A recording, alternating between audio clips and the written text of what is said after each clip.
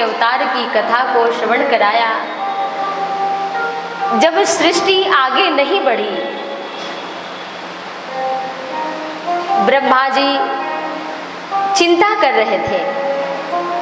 फिर सोचने लगे कि चिंता करने से क्या कोई बात बनी किसी की? चिंता करने से तो भाई बीमारी बढ़ेगी, दुख बढ़ेगा, यही तो होगा। तो क्या करें? भगवान श्री कृष्ण का चिंतन करें। तो ब्रह्मा जी ने भगवान नारायण का चिंतन किया, और जब चिंतन किया तो ब्रह्मा जी के दाएं अंग से मनु महाराज का तथा बाएं अंग से सतरूपा महारानी का प्राकट्य हुआ। तो मनु महाराज की संतान होने से हर व्यक्ति क्या कहलाया? मनुष्य। मनु महाराज की संतान होने से क्या कहलाए हम? मनुष्य।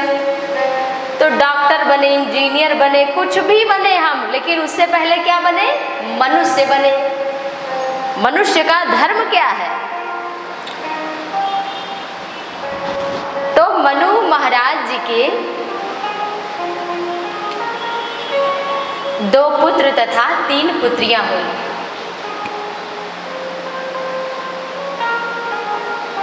पुत्र उत्तानपाद और प्रियव्रत हुई, और पुत्रियां आकुति, देवहूति तथा प्रसूति।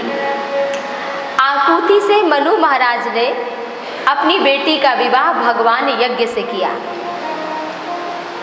तथा रुचि प्रजापति से किया, और उनके पुत्र हुए भगवान यज्ञ। और देवहूति नाम की जो कन्या है, उनका विवाह करदम ऋषि के साथ में किया। देवहूति, देवहूति का अर्थ क्या है? जो देवों को बुलाने वाली हो वो है देवहूति। और करदम कौन है? दम का अर्थ होता है इंद्रियां, हमारी कर्मेंद्रियां और ज्ञानेंद्रियां। इनको जो अपने वश में कर ले वही करदम है। हम सभी अभी क्या हैं? हमारा मन जब होता है तो दुखी हो जाता है कि नहीं? जब होता है हम लोग सुखी हो जाते हैं, लड़ाई कर बैठते हैं, बुरा बोल देते हैं। तो हम किसके वश में हैं? इंद्रियों के वश में। लेकिन जब ये इंद्रियां हमारे वश में हो जाती हैं, हम भाई रिमोट कंट्रोल अपने हाथ में होना चाहिए कि नहीं? आजकल तो रिमोट क्या है भाई? टीवी का, एसी का, सबका रिमोट है। तो रिमोट जब हम दबाते हैं तब एसी बंद हो जाता है, ऑन हो जाता है, ऑफ हो जाता है। ऐसे ही जो हमारी इंद्रियां हैं ये रिमोट कंट्रोल है हमारी। तो ऐसा होना चाहिए कि जब तक हम ना चाहे हम दुखी ना हो, हम सुखी ना हो। लेकिन अभी तो ये इंद्रियां ही हमें दुख सुख पहुंचा रही हैं। तो अभी हमारी साधना तो प्रारंभ हुई है। जिस दिन हमारा मन हमारे वश में हो जाएगा उसी दिन सत्संग का वास्तविक फल मिल जाएगा। अभी तो आपने बीज बोया है, अभी तो फल लगाया है, लेकिन लगाया है तो फल मिलेगा।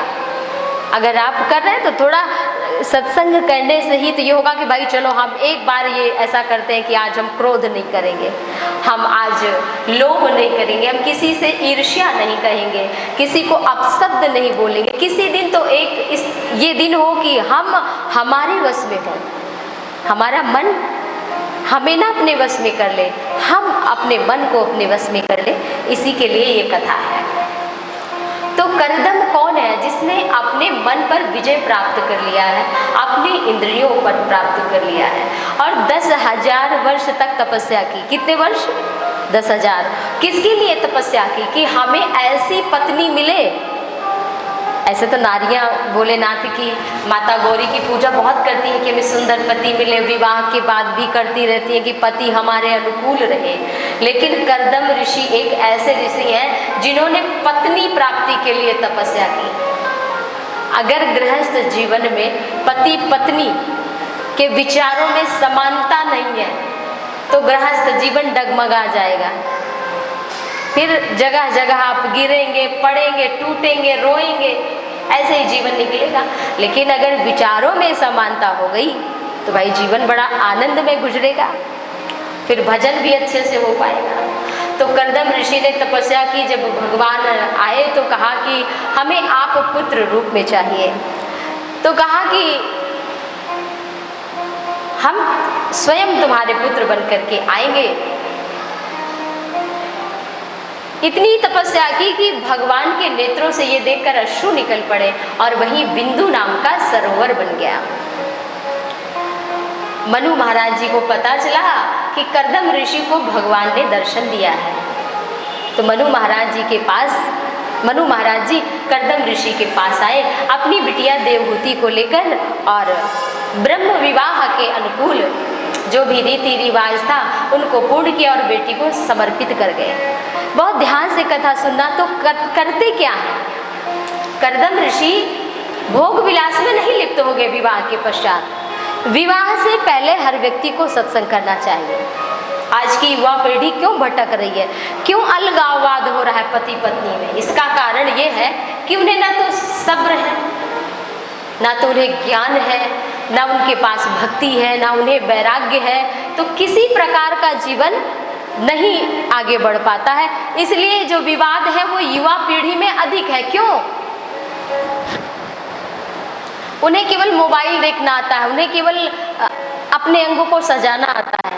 लेकिन अगर आप सोचते हैं कि आपको बहू और बढ़िया मिले, सभी चाहते हैं पत्नी बढ़िया मिले, पति अच्छा मिले, तो इसके लिए क्या है कि उसका मन भी देखना चाहिए। सामान धन कितना भी मिल जाए, किसी का टिका रहा क्या? लेकिन मन अगर अच्छे मन वाली बहू आ जाए, अर्धांगिनी आपको आपके मन के अनुकूल विचारों वाली प्राप्त हो जाए, तो आपके घर में सामान की कमी हो सकती है परंतु आपके घर में शांति की कमी नहीं होगी। और आज साधन तो लगभग सभी के घरों में कुछ ना कुछ है, लेकिन कमी है तो शांति की, वो प्रेम की। तो कर्दम ऋषि भोग विलास में नहीं लिप्त हुए। विवाह के बाद उन्होंने फिर तपस्या प्रारंभ कर दिया, ऐसा श्रीमद् भागवत कथा में लिखा है। और जब साधना प्रारंभ की, कई वर्ष बीत गए, देवहूति उनकी पूजा अर्चना सेवा करती रही, वहां झाड़ू बुहारू लगा देती। और जब उठकर खड़े हुए कई वर्षों के पश्चात, तो पूछा देवी तुम कौन हो? क्योंकि पति ध्यान में थे तो उनका अंग कृश हो गया, दुबला पतला हो गया। कहा मैं आपकी पत्नी हूँ। कहा अच्छा देवी तुम हमारी पत्नी हो। कर्दम ऋषि के पास समस्त प्रकार की सिद्धियां थी, रिद्धि थी, सिद्धि थी। मन के संकल्प के द्वारा कर्दम ऋषि ने एक ऐसा विमान बनाया जिसमें सभी प्रकार के भोग विलास की वस्तुएं थीं और वो मन की गति से विमान चलता था। देवहूति को उसमें बैठाया और जो बिंदु सरोवर था उसी में स्नान कराया। 16 वर्ष किशोरी के रूप में स्नान करके प्रकट हुई है। फिर सभी प्रकार की कामनाओं से पत्नी को परिपूर्ण किया। 9 बेटियां हुई, 9 पुत्रियां। कुल वृंदावन बिहारी लाल की 9 पुत्रियां हुई। ये 9 पुत्रियां कौन है? नवधा भक्ति है। 9 पुत्रियों के पश्चात भगवान कपिल का जन्म हुआ, जिन्होंने सांख्य शास्त्र को विस्तार पूर्वक कहा है। भगवान कपिल और माता देवहूति का संवाद अति पावन, अति सुंदर है। तो जिसके हृदय में नवधा भक्ति होती है, उसी के हृदय में, उसी के घर में भगवान आते हैं। तो भगवान आए, बेटियों का विवाह कर्दम ऋषि ने कला नाम की पुत्री का विवाह ब्रह्मा के पुत्र मरीचि, जो कि मन से उत्पन्न हुए थे, उनसे किया। तथा अनुसुईया नाम की जो पुत्री हैं, अत्रि नाम के ऋषि से किया। आंखों से, ब्रह्मा जी के आंखों से जन्मे हैं। तथा श्रद्धा नाम की पुत्री का विवाह हविर्भू नाम के ऋषि से किया। श्रद्धा नाम की कन्या का विवाह अंगिरा से, तथा हविर्भू नाम की कन्या का विवाह पुलस्त्य, जो कि ब्रह्मा जी के पुत्र ये भी हैं। और इनके पुत्र हुए विश्वा, और विश्वा के ही पुत्र हुए थे रावण, कुंभकर्ण और कुबेर। तथा अरुंधति कन्या का विवाह, आप सभी ने सुना होगा वशिष्ठ का नाम, जो रघुकुल के गुरु बनकर के आए थे, उनके साथ में किया। तथा क्रिया नाम की पुत्री का विवाह क्रतु नाम के ऋषि, और गति नाम की कन्या का विवाह पुलह के साथ में, तथा शांति नाम की कन्या का विवाह अथर्वा ऋषि के साथ, और ख्याति नाम की कन्या का विवाह भृगु ऋषि के साथ में संपन्न किया। भोले बांके बिहारी लाल की जय जय श्री राधे। कपिल भगवान जब प्रकट हुए उसके पश्चात घर को छोड़ दिया, घर त्याग करके फिर कहाँ गए? जंगल गए। माता देवहूति भी बेटियों का विवाह कर दिया। कपिल भगवान पुत्र तो हैं, छोटे तो हैं, लेकिन सभी प्रकार के ज्ञान और वैराग्य से परिपूर्ण हैं। और चरणों में बैठ करके माता देवहूति भगवान कपिल से पूछती हैं, बहुत सुंदर प्रश्न किया है, ये सांख्य शास्त्र सभी को श्रद्धा भक्ति भाव से श्रवण करना चाहिए। निर्विन्ना नितराम भूमन सदैन्द्रिय तर्षणात् येन संभाव्यमानेन प्रपानान्धं तमः प्रभो। कहा माता देवहूति ने कि हे भगवन, कभी कान तो सुंदर संगीत की ओर खींचते हैं, कभी नासिका सुगंधी की ओर भागती है, कभी त्वचा स्पर्श के लिए भागता है, कभी ये हमारी नासिका सुंदर सुगंधी, तो ये हमारा जो स्वरूप है ये बिखरा पड़ा है। हम कहाँ एक जगह थोड़ी हैं, हम तो कहीं नासिका की सुगंधी मिले, कहीं अच्छा स्पर्श मिले, कहीं कुछ अच्छा सुनने को मिले, कहीं कुछ देखने को मिले, इसी के पीछे तो हम पागल हैं। हमारा मैनेजमेंट जो लाइफ का बिगड़ा है वो किस कारण बिगड़ा है? इसी कारण कि हम अपने आत्म स्वरूप को, वास्तविकता को मैनेज नहीं कर पा रहे। हमने अपने घर में सभी कुछ मैनेज किया है कि कहाँ सोफा होना चाहिए, ड्राइंग रूम कहाँ होना चाहिए, कहाँ किचन होना चाहिए, है ना, कहाँ बाथरूम होना चाहिए, कहाँ बेडरूम होना चाहिए, और कितने हमारे पास गाड़ियाँ, कैसी गाड़ी होनी चाहिए, लेटेस्ट जो मॉडल है वो कौन सा आया है, हम सब कुछ नया ढूंढते हैं। लेकिन हम जब तक आत्मानुसंधान नहीं करेंगे तब तक ये मैनेजमेंट हमें कभी शांति नहीं दे पाएंगे, ये शांति नहीं दे सकते हैं। आप लाख कोशिश करिए, इसीलिए ज्ञान की आवश्यकता है। आपके पास जब तक साधना नहीं होगी तब तक आप संसार में साधन संपन्न होने के बाद दुखी रहेंगे। लेकिन जब आपकी साधना बढ़ेगी तो साधन भले ना हो लेकिन आप दुखी नहीं होंगे, आप निराश नहीं होंगे। ये है भगवान की कथा। ये भगवान कपिल कह रहे हैं कि देखो, जैसे एक चोर गया है एक व्यक्ति के यहाँ चोरी करने। जो सेठ जिनके यहाँ चोरी करने गए उनकी 2 पत्नियां थी। विवाह तो सेठ जी ने कर लिया था, 2 विवाह। और जब चोर चोरी करने गया तो सेठ जी की 2 पत्नियां सेठ जी को खींच रही थी, एक अपनी तरफ दूसरी अपनी तरफ। उन्हीं के लिए साड़ी लाते हो, बोले उन्हीं के लिए कंगन लाते हो, उन्हीं के लिए सामान आया, हमारे लिए नहीं आया। चोर ये देखकर परेशान हो गया और भगवान से बोला, हे प्रभु कुछ भी दे देना लेकिन 2 पत्नी किसी को ना देना, 2 पत्नी किसी को ना देना। सोचो, जब 2 पत्नी से एक व्यक्ति इतना परेशान हो सकता है तो हमारी तो 5 ये विषय वस्तु, ये भोग वासनाएं, कभी काम, कभी क्रोध, कभी लोभ, इसी में तो व्यक्ति जल रहा है। और जब तक भगवान की कथा रूपी सरोवर में अपने मन रूपी जलते हुए ये बिगड़े हाथी को नहीं स्नान कराएगा तब तक उसे लाख कोशिश करने पर शांति नहीं मिलेगी। बोले बांके बिहारी लाल की। पूछा कि बंधन किसका है और मुक्ति किसकी है? कथा बहुत ध्यान से, बंधन और मोक्ष क्या है? देखो, बंधन कहाँ है? मन ही बंधन है और मन ही मोक्ष का कारण। यही मन संसार में लग जाए तो बांध देता है, और यही मन जब विवेकानंद की तरह हो जाता है, जब मीरा की तरह हो जाता है, जब रेरास की तरह हो जाता है, जब रहीम की तरह हो जाता है, जब सबरी की तरह हो जाता है, जब कर्माबाई की तरह हो जाता है, तो यही मन हमें मोक्ष भगवान की भक्ति भी प्रदान कर देता है। मन ही मनः एव मनुष्याणां कारणं बन्धमोक्षयोः बद्धं तु विषयासक्तं मुक्तं निर्विषयं मनः। मन को कहीं ना कहीं समझाना पड़ेगा।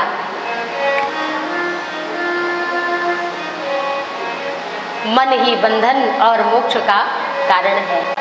संसार में लगा तो बांध देगा, परेशान कर देगा, लेकिन यही मन भगवान में लग गया तो भव पार कर देगा। तो बंधन और मोक्ष दोनों का कारण मन है, ना बंधन है ना मोक्ष। हम मन के हारे हार है,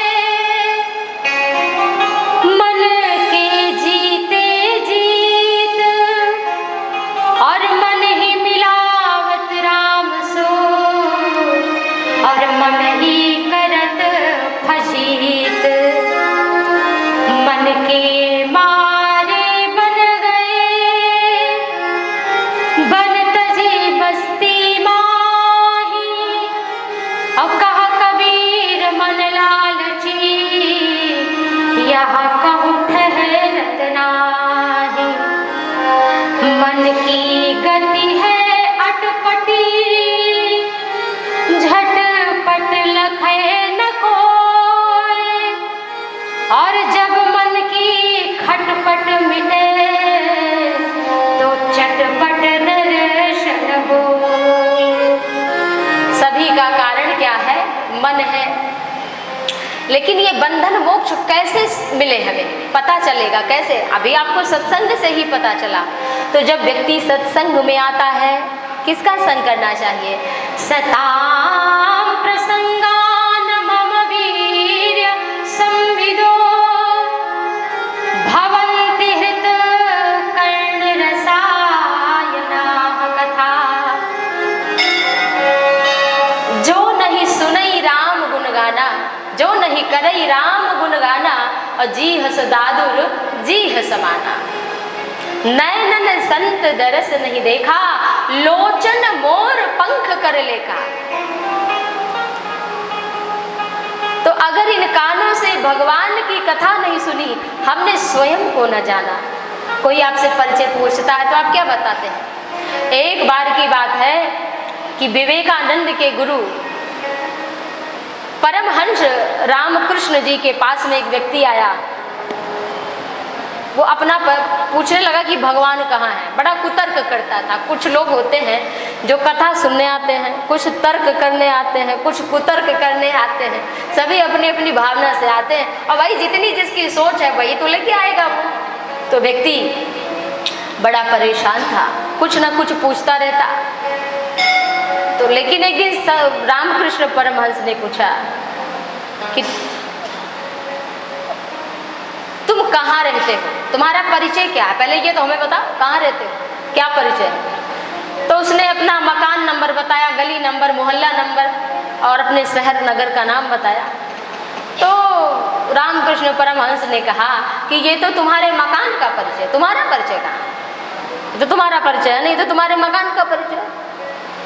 तो बड़ा परेशान हुआ। उसने कहा कि अरे मेरा नाम ये है, मैं फलाने व्यक्ति हूँ, मैं इंजीनियर हूँ। अरे ये तो तुम्हारा पद है, ये तो तुम्हारे शरीर का नाम है। हम लोग क्या कहते हैं? हमारे हाथ में दर्द है, हमारे शरीर में दर्द है। हम में नहीं दर्द है, हमने कभी नहीं कहा। हमने कहा हमारे शरीर में बहुत दर्द है आज।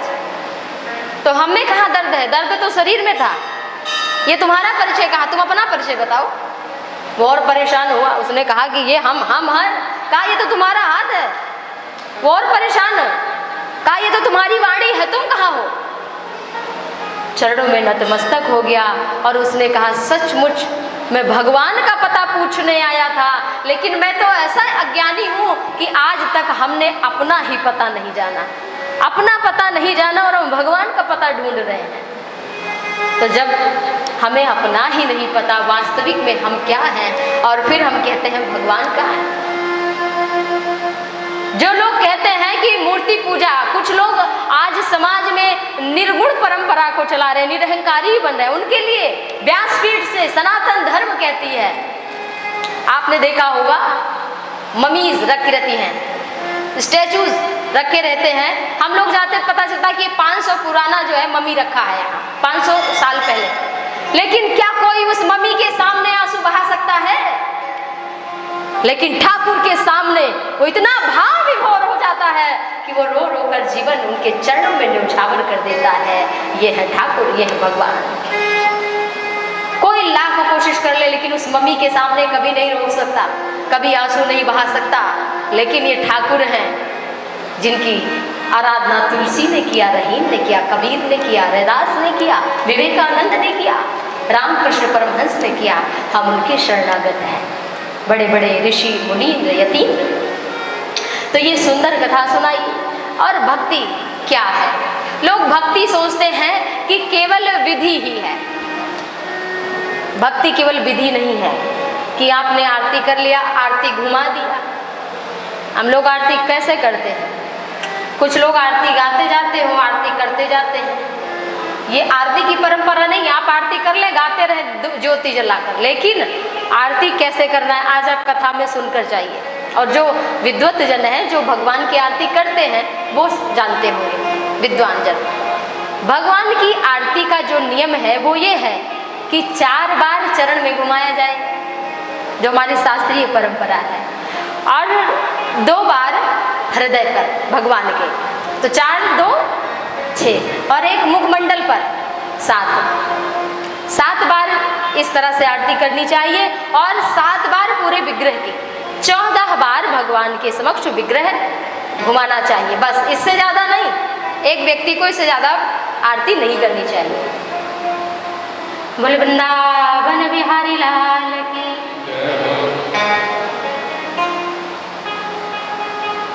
कहा कि इस संसार से विरक्ति कैसे हो?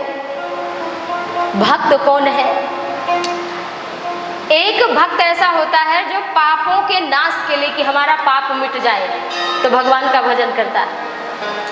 एक व्यक्ति वो सात्विक भक्त है, और एक राजसी भक्त है कि हमें धन चाहिए, पोता चाहिए, नौकरी चाहिए, इसके लिए पूजा पाठ करे, तो वो राजसी है। और तामसी भक्त वो है जो इसलिए पूजा भजन करे कि उनका सब कुछ नष्ट हो जाए, उनका काम बिगड़ जाए। ऐसे भी भक्त होते हैं। हम लोग ज़्यादा तो इसी से दुखी हैं, बगल में बड़ी गाड़ी आ गई उनके, हमारे यहाँ छोटी रह गई, तो हमें परेशानी अपने से नहीं है, हमें परेशानी इसलिए ज़्यादा है कि उनके यहाँ बड़ी गाड़ी क्यों आई है, इसलिए हम परेशान हैं। ये भी एक परेशानी कि उनके पास ज़्यादा पैसा क्यों आ गया, उनके बेटे की नौकरी क्यों लग गई। ऐसे भी भक्त होते हैं, तो इसीलिए परेशान रहते हैं। अपने दुख से कम दुखी, दूसरे के दुख से, दूसरे के सुख से ज़्यादा दुखी। दुख का एक कारण ये भी है। एक व्यक्ति ने भगवान शंकर की बड़ी आराधना की, तो भगवान शंकर प्रकट हुए। भगवान शंकर ने कहा वर मांगो। कहा हम जो जब मांगे तब हमें वो मिल जाए। भगवान शंकर ने कहा ये थोड़ी कोई बात होती है, कोई एक वर मांगो, तुम तो सब कुछ मांग रहे हो, सब कुछ तो पाने का अधिकारी संसार में कोई नहीं। वो लोग बेकार दुखी होते हैं जो सब कुछ पाना चाहते हैं, वो कभी सुखी हो नहीं सकते। क्यों?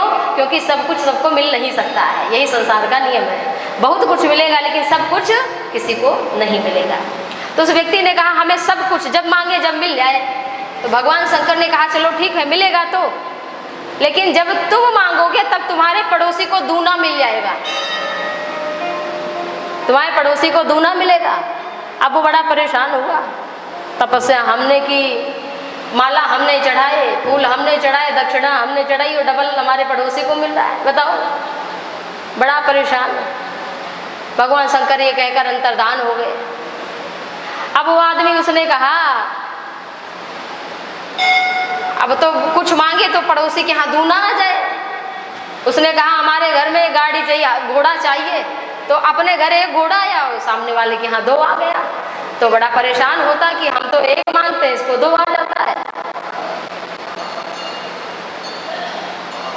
तो उसके मन में जलन होने लगी, ईर्ष्या होने लगी। तो उसने भगवान से कहा, शंकर जी से, कि हमारी एक आंख फूट जाए। भगवान शंकर ने देखो कैसा मांग रहा है। अब पड़ोसी की दोनों फूट गई, इतना जलन में भरा था बेचारा। शंकर जी से कहा हमारी एक आंख फूटे और सामने वाले की दोनों फूट गई, क्योंकि डबल चीज उसको मिलती थी। फिर भगवान शंकर से कहा, अपने मन में सोचा कि इसको तो मर ही जाना चाहिए, हमें आफत कर दिया जी ना इसने। कहा कि हे भगवान, हमारे द्वार पर एक कुआं निकल आए।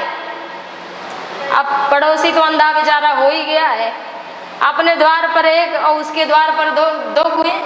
अब बेचारा गिरा, कुएं में निकला और कुएं में गिर पड़ा। भगवान शंकर प्रकट हो गए और बोले, तुम जैसे भक्तों को वरदान इसीलिए नहीं दिया जाता।